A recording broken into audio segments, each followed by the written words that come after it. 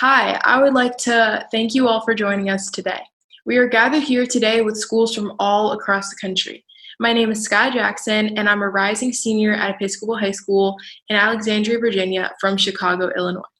I'm grateful to have been born into an environment that shaped my understanding of what's right and what's wrong. And I've learned to be more sensitive to the presence of racism within my surroundings, but specifically within historic and well-respected institutions. So my efforts to start a National Black Student Alliance and to initiate this national discussion on racism in education began with me being a student leader in communities that I love, and from that love, recognizing that some of those communities need to change.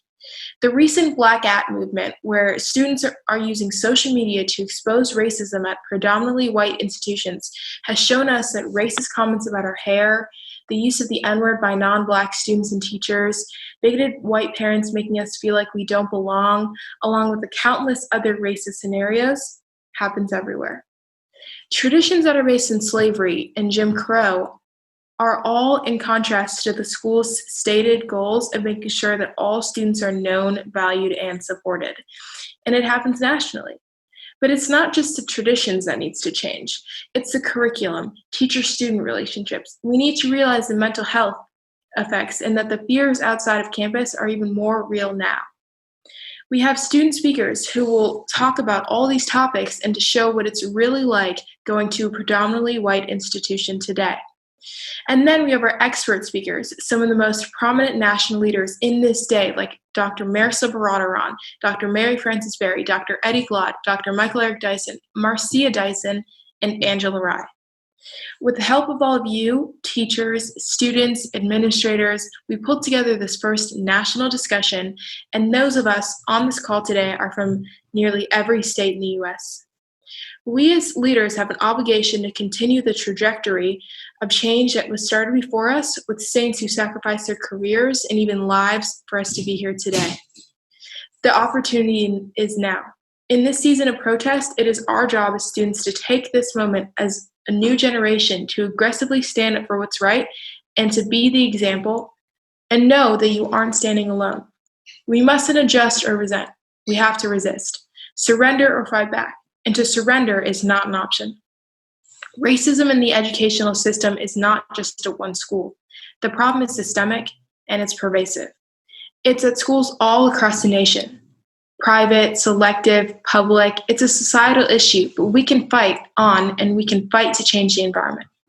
Remember that no matter who you are or your background, there is room for you to make a difference and to be a part of the National Black Student Alliance.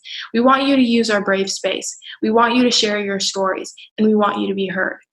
Thank you. Let me say, number one, we're conditioned by environment. And we look at the same thing and see two different things. 1924 decision, for example, many whites saw it as for us a privilege. In fact, it was a right. We've been denied the right for 58 years since the Plessy versus Ferguson. This is in 1896. And so it was a right for us, an equal opportunity. And that laid the groundwork for so much.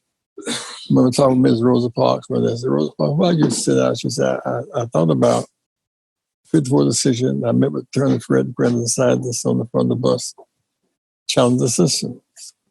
Dr. King joined her, John Lewis joined him, and of course, the rest is history. And so today I want you to know that we play the life's game by two sets of rules. So in spite of those who are down, you've never earned the right to do less than your best. There's some notion that we must maximize what we have and fight for what we need. I just wanted to say that I think it's wonderful that the students have gotten together to put on this forum and to start this whole process of dealing with this issue. I can do a lot of things today, but I don't have much time. First of all, I'm late getting on because we had a tornado out here an hour where I am, and lots of trees are down and people are hurt and stuff. And we have no internet. I just figured out how to get on the internet without being on the internet. But anyway, let me just say that the whole history of Black people has been a struggle for education. I could go all the way back to slavery, which I won't. I could go all the way back to Jim Crow and all of the segregated, unequal education that people experienced I could talk about Booker T. Washington, talking about a whole nation went to school after emancipation. I won't do any of that because I don't have time. So let me just say this, that the reason why these schools, especially these sort of elite private schools, started taking Black students at all was because of protests and insistence on it in the South, that they started doing that in the 1960s, or people suing them, or some kind of pressure that was put on. And the fact that they were no longer able to get tax exemptions from the IRS as a nonprofit if they were discriminating on the basis of race, even if they didn't get any public money under Title VI, the Civil Rights Act, meant that there was even more urgency about getting some Black folk into the institution.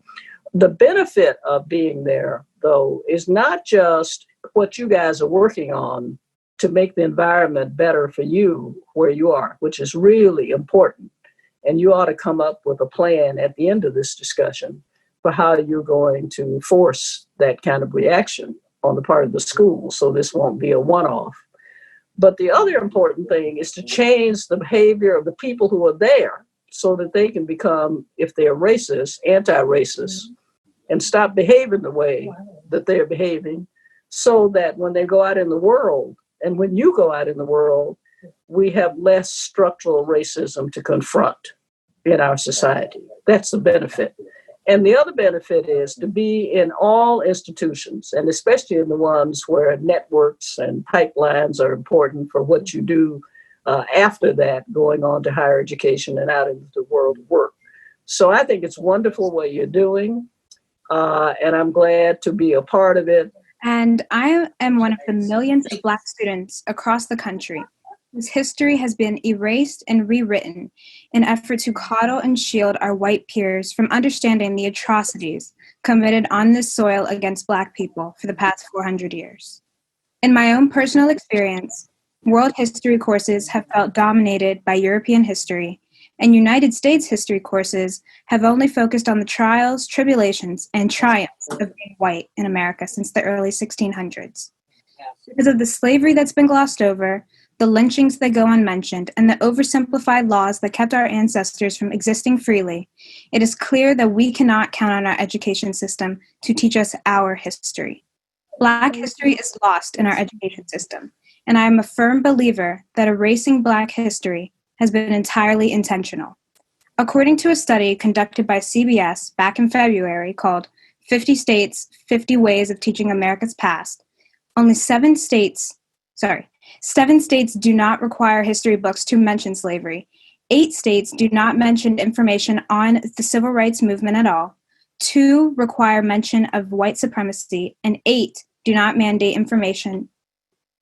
16 note the cause of the Civil War as simply states' rights, leaving out the real reason, which was states' rights to enslave our ancestors. If you've heard of the windows and mirrors analogy being used at your school, where you need windows that give you insight into the identities of others and mirrors within which you can see your own identity, it's clear that there are little to no mirrors for Black students, but plenty for our white peers. In addition to an inaccurate education, there's a lack of Black representation in the faculties of predominantly white institutions. In attending PWIs since kindergarten, I've only had one Black teacher. For example, at my current school, just under 4% of the entire pre-K through 12 faculty is Black. Lack of representation in our schools makes us constantly untrusting of the environments we're in and of the people we're around all day. Lack of representation immediately discourages Black students, given that there are few people, if not none, that could possibly understand the experience of being Black in this country. By teaching accurate history and promoting the diversity and representation that students need to flourish, PWIs can finally begin to start their long journeys towards being actively anti-racist institutions. And a word of advice for Black students: don't allow your PWIs to constantly use you as a guide for what they should be doing to do better. They must do that on their own. If you haven't heard already, America is a pretty racist country. That's not new news. That's about as obvious of a fact as the sky is blue. But there surely is a time in a Black person's life where the word racism and the bliss of not fully comprehending the horror of that evil collide to create an eternal nightmare that doesn't cease when you wake up the next day. For me, that revelation happened at a mere 13 years old. Growing up, my late grandmother Canzetta, after every Student of the Month accomplishment or every successful straight A report card, reiterated an adage to me that I'm sure everyone who has the same skin color as mine has heard from a family member before. As a Black person, you have to work twice as hard for only half as much. Like many other Black students who go off to boarding school at a young age, half as much often felt like nothing. Don't get it twisted now. I was raised in all Black communities in South Orange and Irvington, New Jersey, where I would regularly see Black love from couples who held hands walking to ice cream dates, Black success from Dr. Obi, who was my pediatrician since the day I was born, and Black joy from laughing and playing with my classmates who looked like me. In an innocent world that seemed so great, I never really thought to question it. I'd been accustomed that Black is beautiful. But with the traditions at my new school, like many other Black students have felt and continue to feel, I was told that being Black was anything but.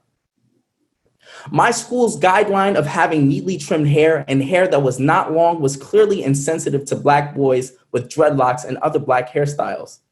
Likewise, mass meetings, a party-like phenomenon where students dress up in sports clothing after study hall and dance and roughhouse in a secluded area, was an immensely frustrating experience to deal with as well due to the prevalence of blackface. Oftentimes, the Black student experience is one of trauma and frustration, which is primarily caused by racist traditions and practices such as these that are seldom questioned, and if questioned, never changed. Like many other Black students across this country, I thus equivocated my worth to how much I could grind in the books. Because if I could grind hard, flourish in every extracurricular activity, and get into a school where I wouldn't have to deal with this type of textbook racism, then maybe, just maybe, this all would have been worth it. With my acceptance into Brown University, I thought that I had finally forged a future so bright for myself that if I even so much as glanced at it, it would burn my eyes. Though there is racism everywhere, I would finally be in an institution where I felt like I could at least get that half as much my grandmother was telling me about, where I at least felt like the school someone wanted me to be there. Boy, was I wrong. Although my social experience at Brown has been incredible, the racism here is the same wolf with a different set of sheep's clothing. Brown is well known for being a college campus of inclusivity and free expression, where protesting at the Rhode Island State House, attending minority peer council workshops, and studying at the Brown Center for Students of Color are common activities for Black students. However, I've also observed that the university itself has had a tradition of using these positives as a veil to minimize and hide very racially insensitive decisions. The coronavirus outbreak led to a widespread student demand to have a universal pass system for the semester, as many Black students such as myself do not have the same resources at home to perform at an optimal level. When Brown explained why we would not partake in this nationwide trend, the explanation was very much, we all need to pick ourselves up by the bootstraps during this tough time, instead of truly recognizing Black students are often not on an equal playing field as their white counterparts. I have gone to predominantly white institutions, PWIs, ever since I could walk. My family, like many other Black families in the States, sent me to PWIs over public schools in hopes that it would lead me on the path to a higher education that many other Black students struggle to receive due to the institutionalized racism that presides in our country's education system. While my family was confident that these schools would be a better option academically, they failed to grasp how dire the emotional and psychological consequences would be. The toll of being a minority, especially a Black female in a predominantly white environment, was one that took a hit to my self-confidence and my identity. I knew that I was different from my peers from the beginning. My peers would pull and prod at my hair, commenting on its fluffy, poofy, and frizzy nature. Others would call it a wig, tell me it reminded them of various animals, amongst many other microaggressions. My appearance, speech, and identity was under constant ridicule from both my peers and my teachers. Frantz Fanon, a West Indian psychiatrist and political philosopher, spoke of the juxtaposition of the Black psyche in a white world as one where, The more the Black Antillian assimilates to the French language, the whiter he gets. Fanon described this to any race who was subject to colonization, insinuating the notion that a Black person has two identities, one with his Black kin and one with white people. Through education, status, and income, Black people often find themselves becoming closer to the ideal and the American dream, closer to being white. Unfortunately, I was one of the many Black students who developed this mentality. I rejected my Blackness and everything that reminded me of it, and in turn rejected myself and my sense of agency. The mask I wore for so many years was one that negatively impacted my view of my race as well as my gender. Black women and girls exist within the matrix of intersectionality, a specific location whereby multiple systems of oppression work in tandem to subjugate, marginalize, and amplify their otherness. This positionality not only influences how Black women have to define their shared spaces, but also creates a transformative space for Black women and girls to develop both gender and race complexes. High school is notoriously toilsome, everywhere and for all students. But being a Black student at a PWI boarding school with a history of segregation and white supremacy is a different story. The inherent elitism that presides in the prep school environment is apparent, but the institutionalized racism within many of these schools can go unnoticed. African American students are 3.8 times more likely to receive one or more suspensions as white students, according to data released by the U.S. Department of Education's Office of Civil Rights. Analysis of that same federal report show that in white suburban schools, Black students are discouraged from taking AP courses, and in some school districts, white students are twice as likely as Black and Hispanic to be enrolled in at least one AP class. Nationwide, school boards and teachers are overwhelmingly white and lack the understanding of being Black in America. We need racial equity, awareness, anti-racism ideologies, and implicit bias training in all schools. We need change. Why proximity to whiteness has become the standard. Especially now with the current pandemic, it's especially alarming and concerning for Black students who are returning to their school campuses. In the US, Black people are dying 2.5 times the rate of white people from this virus. With these statistics, it's obvious that Black students are going to be at risk, and we need our schools to care about our lives and take the extra steps needed in order to protect us. Not only that, but we need to protect the Black communities around us. Oftentimes, we can become consumed by the bubbles of our schools that we forget the more vulnerable people around us. Is it worth thousands of students returning to campuses if it results in increased cases for the Black and brown communities around us? I urge students of color to pay attention to how their institutions treat the people of color who aren't their students in their surrounding communities. Their treatment of these communities is a reflection of how they see us and the value that they place on our lives. As students, we are awarded certain privileges, but what happens when we go out into the real world and we no longer have a student ID or school paraphernalia? We must ensure that Black Lives Matter and there can be no exceptions. Part of the challenge is how do we break the back of the value gap that in some ways sets in motion those processes that in some ways try to commit soul murder, that try to get on the inside, where you doubt your voice, where you outsource your courage, where you accommodate yourself to a world that degrades and denies you standing. Baldwin insisted that if you are to be truly educated, right, it requires a certain kind of acceptance of a willingness to question the world as it is. So what BSA is, in my eyes, right, is a rejection of this idea that PWIs are these spaces that you should be thankful to be walking in or walking among, but rather you need to take possession of them. Walk in these spaces on your own terms, but figure that out for yourself. What does it mean to begin that journey now, so that when you enter a brown Roysworth, you're walking with a different kind of gait? So that when you end up in these other institutions, you're not giving your spirit over to these places who don't give a damn about you. I keep telling my students over these so many years, and I'll shut up after this. Why would you give your soul to these places? Why would you even open up the possibility that they could have you judge yourself through their lens? Flip the damn script. Obviously, I've been teaching at a PWI for a while, And I started at a historically black college and university, a college in my case, Knoxville College.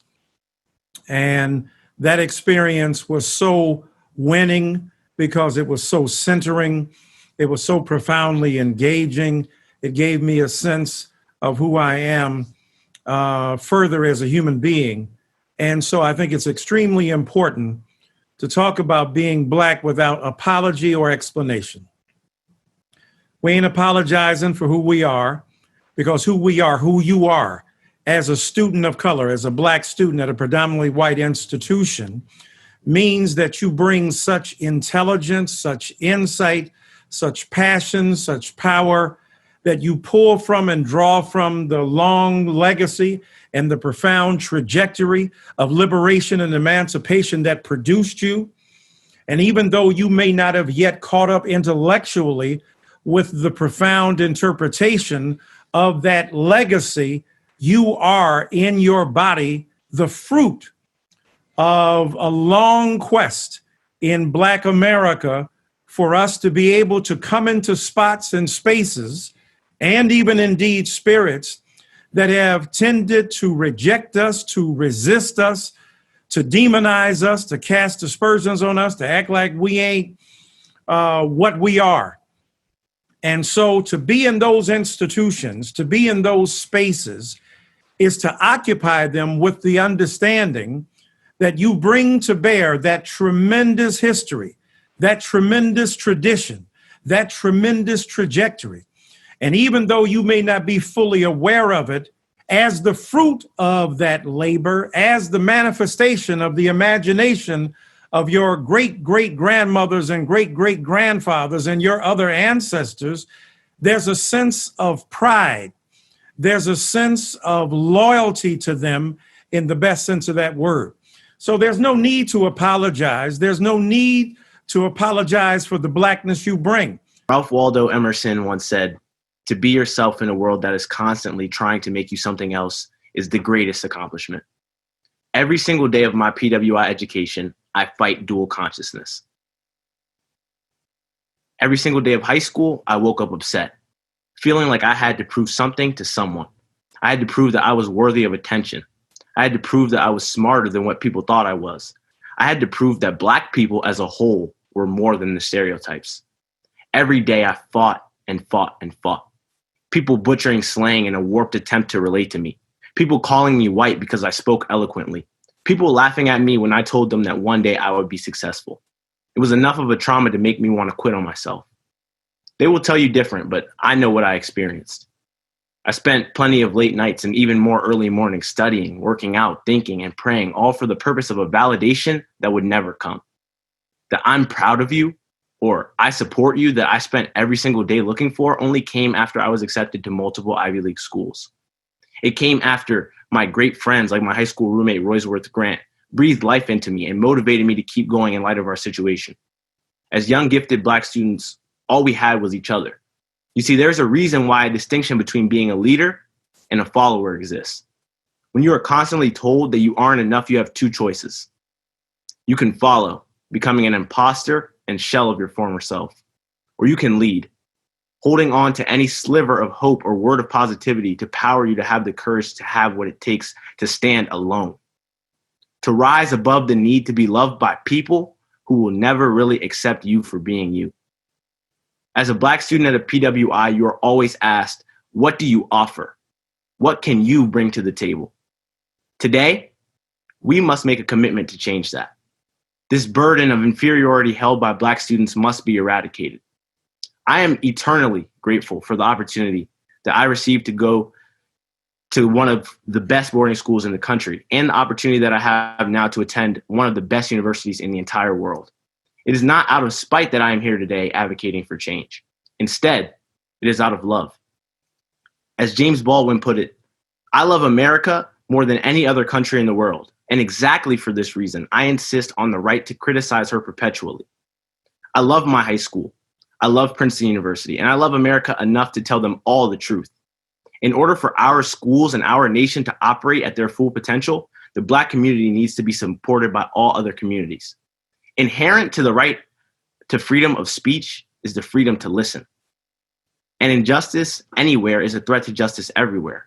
If all lives truly matter, then you will hear my testimony and be as traumatized as I have been. But you also will be as hopeful as I am for a better day. We need you to step up and to realize that we face trauma outside of the classroom and inside of the classroom, and that needs to change. And recognize that as students, if you're trying to fight, if teachers, if you're trying to fight, realize that you are not alone. We had so many saints come before us, risking their lives for us to be here today and for us to be in the educational system that we are in, but we can still change that. Push for a director of diversity, equity, and inclusion officer at your school. Make the Black Student Association at your school so you can create spaces for everyone around you. And realize the power that you have and that you are so valuable and that you matter so much and you are so loved. Thank you all for joining us today.